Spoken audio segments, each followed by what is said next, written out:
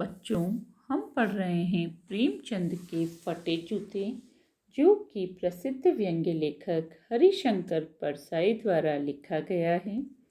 प्रेमचंद के फटे जूते शीर्षक निबंध में परसाई जी ने प्रेमचंद के व्यक्तित्व की सादगी के साथ एक रचनाकार की अंतर्भेदी सामाजिक दृष्टि का विवेचन करते हुए आज की दिखावे की प्रवृत्ति एवं अवसरवादिता पर व्यंग्य किया है। लेखक बताते हैं कि प्रेमचंद का एक चित्र मेरे सामने है। पत्नी के साथ फोटो खिंचा रहे हैं। उनके सिर पर मोटे कपड़े की टोपी, कुर्ता और धोती पहने हैं। उनके पैरों में कैनवास के जूते हैं, जिसके फीते लापरवाही से बंधे हैं। उनके दाहिने पांव का जूता ठीक है, किंतु बाएं पांव के जूते में बड़ा सा छेद है, जिसमें से उनके पांव की उंगली बाहर निकल गई है। लेखक को आश्चर्य होता है कि कैसे एक आदमी अपनी पत्नी के साथ इतनी सादी वेशभूषा में फोटो खिंचा सकता है। प्रेमचंद अपनी फोटो को लेकर बिल्कुल भी संजीदा नहीं है। लेखक प्रेमचंद के विषय में यह निष्कर्ष निकालता है कि इस आदमी के पास अलग अलग पोशाकें नहीं हो सकती। यदि ऐसा होता तो निश्चय ही यह आदमी किसी बेहतर पोशाक में फोटो खिंचाता। फोटो से स्पष्ट होता है कि प्रेमचंद में दिखावे की प्रवृत्ति नहीं थी। वे जैसे थे वैसे ही फोटो में दिखाई दे रहे हैं। लेखक इस बात से भी आश्चर्यचकित है कि फोटो में फटे हुए जूते में से अंगुली दिखाई देने पर भी प्रेमचंद में किसी भी प्रकार की लज्जा, संकोच अथवा झिझक नहीं है। अपने फटे हुए जूते को छिपाने का प्रयास नहीं करते। फोटो में फटा हुआ जूता पहनने के बावजूद उनके चेहरे पर बेपरवाही तथा विश्वास है। प्रेमचंद की अधूरी मुस्कान में लेखक व्यंग्य और उपहास देखता है। उसे लगता है कि जब फोटोग्राफर ने रेडी प्लीज कहने पर प्रेमचंद ने परंपरानुसार मुस्कुराने की कोशिश की होगी, तो उनके गहरे दर्द के पीछे छिपी मुस्कान में किसी तरह ऊपर आने की कोशिश की होगी। तभी फोटोग्राफर ने रेडी क्लिक कहकर थैंक यू कह दिया होगा। आगे पढ़ते हैं।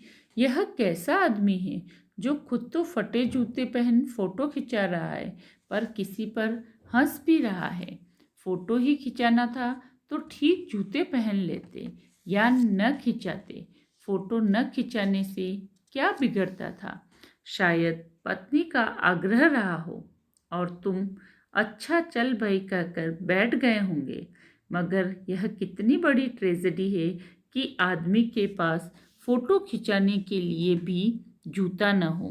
मैं तुम्हारी यह फोटो देखते देखते तुम्हारे क्लेश को अपने भीतर महसूस करके जैसे रो पड़ना चाहता हूँ, मगर तुम्हारी आंखों का यह तीखा दर्द भरा व्यंग्य मुझे एकदम रोक देता है। तुम फोटो का महत्व नहीं समझते। समझते होते तो किसी से फोटो खिंचाने के लिए जूते मांग लेते। लोग तो मांगे के कोट से वर दिखाई देते हैं और मांगे की मोटर से बारात निकालते हैं। फोटो खिंचाने के लिए तो बीबी तक मांग ली जाती है। तुमसे जूते मांगते नहीं बने। तुम फोटो का महत्व ही नहीं जानते। लोग तो इत्र चुपड़ कर फोटो खिंचवाते हैं, जिससे फोटो में खुशबू आ जाए। गंदे से गंदे आदमी की फोटो भी खुशबू देती है। इस कथन के माध्यम से लेखक कहना चाहते हैं कि समाज में दिखावे की प्रवृत्ति और फैशन परस्ती चल रही है। लोग अपनी अच्छी फोटो खिंचवाने के लिए दूसरों से कोट, पैंट, जूते आदि उधार मांग लेते हैं।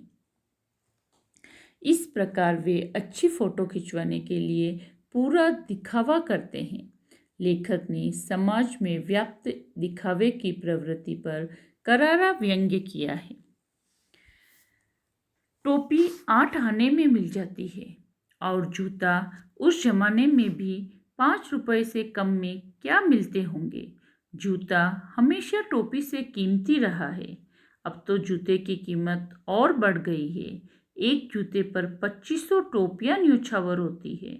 तुम भी जूते और टोपी के आनुपातिक मूल्य के मारे हुए हो। यह विडंबना मुझे इतनी तीव्रता से पहले कभी नहीं चुभी जितनी आज चुभ रही है जब मैं तुम्हारा फटा हुआ जूता देख रहा हूँ। तुम महान कथाकार, उपन्यास सम्राट, युग प्रवर्तक, जाने क्या क्या कहलाते थे, मगर फोटो में तुम्हारा जूता फटा हुआ है। लेखक बताते हैं कि सम्मान, आदर और इज्जत की प्रतीक टोपी की कीमत कम और अपमान, उपेक्षा और ताकत के प्रतीक जूते की कीमत सदा से ही अधिक रही है। अर्थात वास्तविकता पर बनावटीपन ज़्यादा हावी रहता है। आज चापलूसी, बेशर्मी व अपमानित कार्य करने वालों के समक्ष सम्मानीय और आदर्शवादी व्यक्तियों का कोई महत्व नहीं रहा है। टोपी का स्थान सिर पर तथा सर्वोच्च होता है, परंतु आज इसकी स्थिति जूते से भी नीचे है। इस प्रकार लेखक ने इस पंक्ति के द्वारा समाज में प्रचलित अनैतिकता पर प्रहार किया है। लेखक ने भारत के महान लेखकों के जीवन की विडंबना को भी स्पष्ट किया है कि भारत के महान लेखकों को मान सम्मान तो बहुत मिला, परंतु उनके जीवन में अर्थाभाव बना रहा। वे अपने लेखन कार्य से ठीक ठाक आजीविका नहीं कमा पाए। इस प्रकार स्पष्ट है कि भारत के महान लेखकों की आर्थिक दशा बहुत कमजोर है। लेखक ने उनकी इसी दयनीय दशा पर प्रकाश डाला है और प्रेमचंद भी इससे अछूते नहीं रहे। लेखक कहते हैं कि मेरा जूता भी कोई अच्छा नहीं है, यूँ ऊपर से अच्छा दिखता है, अंगुली बाहर नहीं निकलती, पर अंगूठे के नीचे तला फट गया है, अंगूठा जमीन से घिसता है और पेनी मिट्टी पर कभी रगड़ खाकर लहूलुहान भी हो जाता है। पूरा तला घिस जाएगा, पूरा पंजा छिल जाएगा, मगर अंगुली बाहर नहीं दिखेगी। तुम्हारी अंगुली दिखती है पर पाँव सुरक्षित है। मेरी अंगुली ढकी है पर पंजा नीचे घिस रहा है। तुम पर्दे का महत्व ही नहीं जानते और हम पर्दे पर कुर्बान हो रहे हैं। लेखक यह बताना चाहता है कि आज मनुष्य वास्तविकता को छिपाने के लिए नकली आवरण धारण कर रहा है। मनुष्य सच्चाई को छुपाने के लिए बाहरी दिखावे में सफल होने का पूरा प्रयास करते हैं। उनके मन में कुछ और होता है, वे बाहर से कुछ और दर्शाते हैं। इसके लिए वे अपने स्वाभिमान और आत्मविश्वास को भी दांव पर लगा देते हैं। लेकिन प्रेमचंद ऐसे नहीं हैं। वे दिखावे से बहुत दूर हैं। उनके मन में वही निर्मलता और सच्चाई नजर आती है जैसी वो बाहर प्रदर्शित करते हैं। अर्थात वे तन और मन से एक ही रूप में दिखाई देते हैं। तुम फटा जूता बड़े ठाठ से पहने हो, मैं ऐसे नहीं पहन सकता। फोटो तो जिंदगी भर इस तरह नहीं खिंचाऊं, चाहे कोई जीवनी बिना फोटो के ही छाप दे।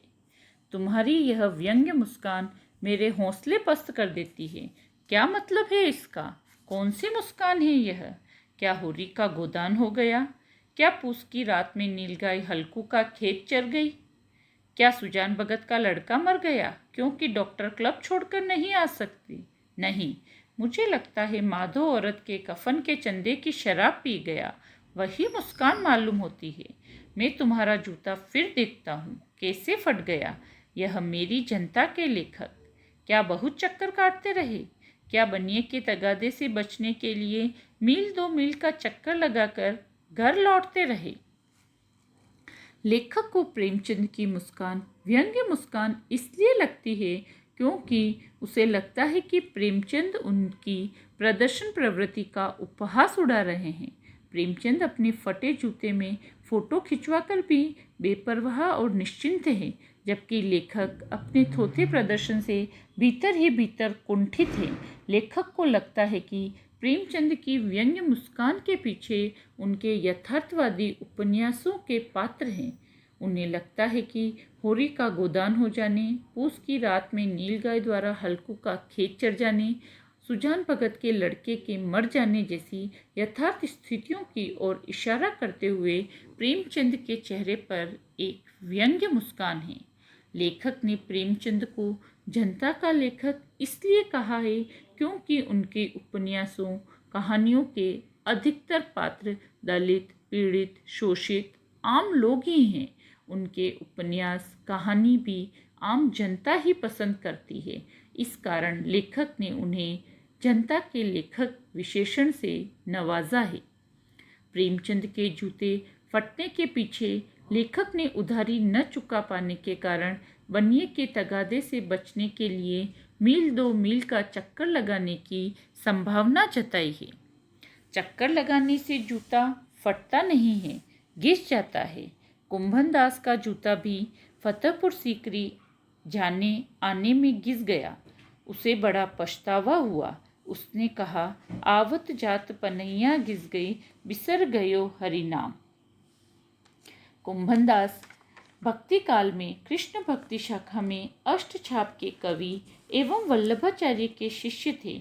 एक बार बादशाह अकबर के बुलावे पर वे उनसे मिलने फतेहपुर सीकरी गए थे। वह स्थान उनके निवास से काफ़ी दूर था। इस कारण फतेहपुर सीकरी जाने व लौट आने में उनके जूते घिस गए। इसलिए उन्होंने कहा कि आवत जात पनैया घिस गई, बिसर गयो हरि नाम। अर्थात फतेहपुर सीकरी आने जाने में पैरों की जूतियां तो घिसी ही, ईश्वर के नाम स्मरण में भी बाधा पड़ी। और ऐसे बुलाकर देने वालों के लिए कहा था, जिनके देखे दुख उपजत है, तिनको करबो परो सलाम। अर्थात ऐसे दाता को दूर से ही प्रणाम करना चाहिए। चलने से जूता घिसता है, फटता नहीं। तुम्हारा जूता कैसे फट गया? मुझे लगता है तुम किसी सख्त चीज को ठोकर मारते रहे। कोई चीज जो परत दर परत सदियों से जम गई, उसे शायद तुम ठोकर मार मार कर अपना जूता फाड़ लिया। कोई टीला जो रास्ते पर खड़ा हो गया था, उस पर तुमने अपना जूता आजमाया। लेखक ने टीले शब्द का प्रयोग समाज और धर्म के ठेकेदारों, पंडितों, पुरोहितों, मौलवियों, जमींदारों, पूंजीपतियों तथा समाज में व्याप्त ऊंच नीच, छुआछूत, अंधविश्वास, बाल विवाह, अमीर गरीब, विधवा विवाह, अनमेल विवाह आदि सदियों से चले आ रहे संदर्भों को इंगित करने के लिए किया है। प्रेमचंद ने इन सामाजिक कुप्रथाओं तथा रूढ़ियों का अपने लेखन से विरोध करते रहे हैं। तुम उसे बचाकर उसके बगल से भी तो निकल सकते थे, टीलों से समझौता भी तो कर सकते थे। सभी नदियाँ पहाड़ थोड़े ही फोड़ती है, कोई रास्ता बदलकर घूमकर भी तो चली जाती है। इस पंक्ति के माध्यम से लेखक प्रेमचंद को संबोधित करते हुए कहते हैं कि तुम भी समाज के अन्य लोगों की तरह इन रूढ़िवादी परंपराओं से समझौता कर सकते थे, लेकिन तुमने उनको मिटाने के प्रयास में स्वयं का ही नुकसान कर लिया। जैसे कई नदियाँ पहाड़ों से बचकर अपना रास्ता बदल लेती है, उसी तरह तुम भी इन रूढ़िवादी परंपराओं से दूर हटकर सुखी जीवन व्यतीत कर सकते हो। तुम समझौता नहीं कर सके। क्या तुम्हारी भी वही कमजोरी थी जो होरी को ले डूबी? वही नेम धर्म वाली कमजोरी? नेम धर्म उसकी भी जंजीर थी, मगर तुम जिस तरह मुस्कुरा रहे हो, उससे लगता है कि शायद नेम धर्म तुम्हारा बंधन नहीं था, तुम्हारी मुक्ति थी। तुम्हारी यह पांव की अंगुली मुझे संकेत करती सी लग रही है कि जिसे तुम घृणित समझते हो, उसकी तरफ हाथ की नहीं बल्कि पांव की अंगुली से इशारा करते हो। लेखक इसके माध्यम से यह कहना चाहता है कि समाज में फैली कुरीतियों को, झूठी मान्यताओं और घृणित कार्य करने वालों को सम्मान देने की आवश्यकता नहीं है। क्या तुम उसकी तरफ इशारा कर रहे हो जिसे ठोकर मारते मारते तुमने जूता फाड़ लिया? मैं समझता हूँ, तुम्हारी अंगुली का इशारा भी समझता हूँ और यह व्यंग्य मुस्कान भी समझता हूँ। तुम मुझ पर या हम सभी पर हंस रहे हो, उन पर जो उंगली छिपाए और तलुआ घिसाए चल रहे हैं, उन पर जो टीले को बरकरार कर बाजू से निकल रहे हैं। तुम कह रहे हो, मैंने तो ठोकर मार मार कर जूता फाड़ लिया, अंगुली बाहर निकल आई, पर पाँव बच रहा और मैं चलता रहा। मगर तुम भी अंगुली को ढांकने की चिंता में तलुए का नाश कर रहे हो। तुम चलोगे कैसे? मैं समझता हूँ, मैं तुम्हारे फटे जूते की बात समझता हूँ और अंगुली का इशारा समझता हूँ, तुम्हारी व्यंग्य मुस्कान समझता हूँ। लेखक ने प्रेमचंद की मुस्कान का यह अर्थ समझा कि प्रेमचंद दिखावे की संस्कृति पर विश्वास करने वाले लोगों और सामाजिक बुराइयों को समाप्त करने की बजाय उनसे बचकर निकलने वाले लोगों का उपहास उड़ा रहे हैं। अन्य लोगों और प्रेमचंद में बहुत अंतर है। अन्य लोग जहाँ दिखावे पर विश्वास करते हैं, वहीं प्रेमचंद यथार्थ स्थिति को मुस्कुराकर स्वीकार करते हैं। जूता फटे होने पर भी वे बेपरवाह और निश्चिंत हैं। उन्हें पैर की अंगुली को ढकने की चिंता नहीं है। वे उन्मुक्त भाव से जीने में विश्वास रखते हैं। उनकी तुलना में अन्य लोग पर्दे के पीछे छिपकर रहना चाहते हैं। छिपे रहने के लिए चाहे उन्हें परिस्थिति से समझौता ही क्यों न करना पड़े, वे इसके लिए अपने मान सम्मान का भी सौदा कर लेते हैं और अपनी आत्मा को लहूलुहान कर लेते हैं। छिपकर रहने वाले लोग भला आगे कैसे बढ़ सकते हैं? इस प्रकार प्रेमचंद के फटे जूते व्यंग्य निबंध से लेखक ने युवाओं को यह शिक्षा दी है कि वे कोरे दिखावे की प्रवृत्ति, फैशन परस्ती और बनाव श्रृंगार या आडंबरों से दूर रहें। वे प्रेमचंद की तरह सादा जीवन और उच्च विचार अपनाएं, समाज की भलाई के लिए संघर्ष करें, शोषण उत्पीड़न का विरोध करें तथा जीवन में मानवीय आदर्शों को उतारें। आज के युवा बनावटी जीवन जीने की आदत छोड़ें और सादगी भरा जीवन जीना सीखें। धन्यवाद।